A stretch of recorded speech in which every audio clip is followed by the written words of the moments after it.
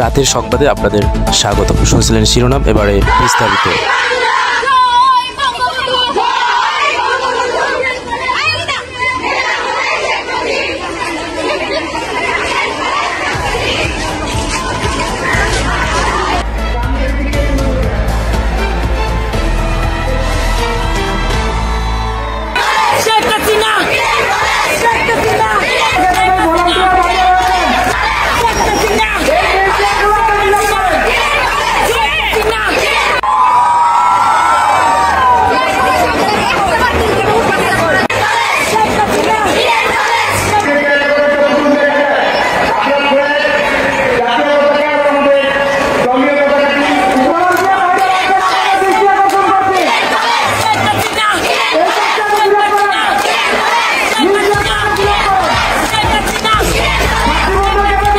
সাবেক প্রধানমন্ত্রী ও আওয়ামী লীগ সভানেত্রী শেখ হাসিনাকে দেশে ফিরিয়ে আনতে এবার সড়কে বিক্ষোভ ও সমাবেশ করেছে ইডেন কলেজ ছাত্রলীগ ও ঢাকা বিশ্ববিদ্যালয় ছাত্রলীগের নেতৃবৃন্দ। মিছিলে উপস্থিত ছিলেন কেন্দ্রীয় ছাত্রলীগের সহসভাপতি তিলোত্তমা শিকদার।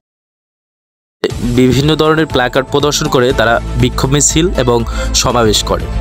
একই সঙ্গে বাংলাদেশের জাতীয় সঙ্গীত পরিবর্তনের বিরুদ্ধে বিভিন্ন ধরনের প্ল্যাকার্ড ও স্লোগান দেয় তারা।